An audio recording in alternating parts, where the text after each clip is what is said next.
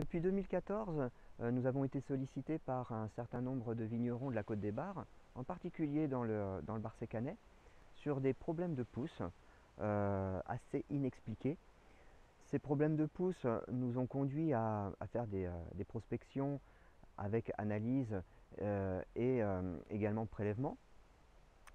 Entre 2014 et 2018, ça nous a beaucoup occupé au niveau des diagnostics et des investigations.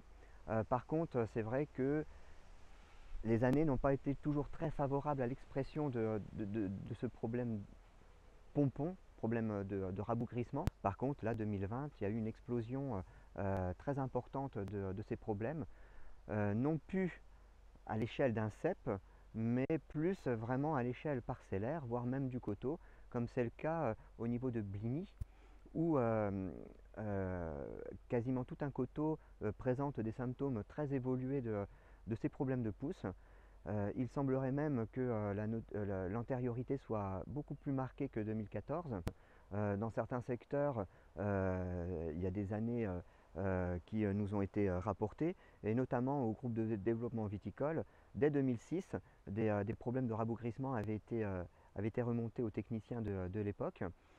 Mais c'est vraiment depuis ces 6 dernières années que les choses se sont vraiment emballées. Alors là, on se situe dans une parcelle de Pinot Noir à Bar-sur-Seine, donc une parcelle qui a été plantée en 98. Alors la première fois qu'on a constaté ces problèmes de pousse, c'était en 2014. Ça s'est fait déjà sur une petite zone en bas de la parcelle. Et puis les années après, derrière, ça s'est plus ou moins vu selon les années. Alors au tout début des sorties de végétation, donc vers 3, 4, 5, 6 feuilles étalées, on voyait déjà un décalage au niveau de la pousse, donc les bourgeons sortaient plus tardivement, et puis un rabougrissement assez énorme, assez conséquent sur ces bourgeons-là. Et puis au fur et à mesure dans la saison, ça se mêle au reste et finalement on a un peu plus de mal à voir les symptômes. Mais vraiment au tout début de la sortie de végétation, c'est là qu'on peut vraiment s'en apercevoir. Alors il y a beaucoup moins de raisins. Alors là encore, en fonction des années, ça a été assez différent. On a eu sur certaines années des vrais ronds où c'était vraiment cantonné. Et puis à la fois, on observait aussi de façon disséminée, à droite et à gauche, quelques ceps. Donc voilà, de mémoire, je crois que 2014 c'était plutôt un rond. Après, je me souviens mal, mais 2015-2016, on a eu quand même pas mal d'expressions de ces symptômes. C'était des choses plus disséminées.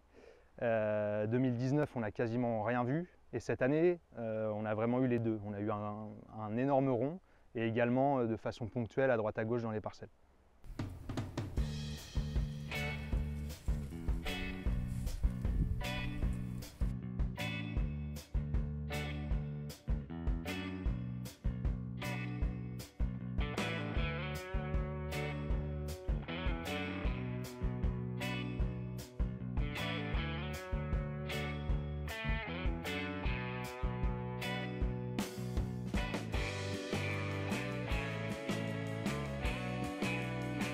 Donc là, nous, on est un peu dans l'expectative parce qu'on a du mal à comprendre vraiment d'où vient le problème.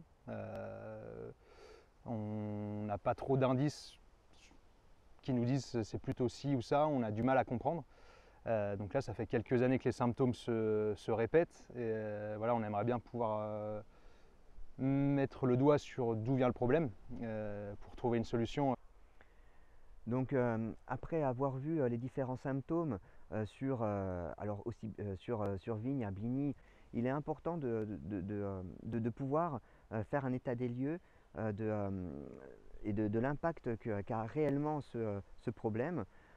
Alors 2020 nous aide beaucoup dans le sens où ces problèmes de pousse sont très expressifs, mais des années comme 2018, 2017, où ces problèmes sont plutôt faibles, pour nous c'est compliqué de pouvoir suivre l'étendue du problème si de votre côté, vous vignerons, ne nous faites pas remonter les parcelles impactées.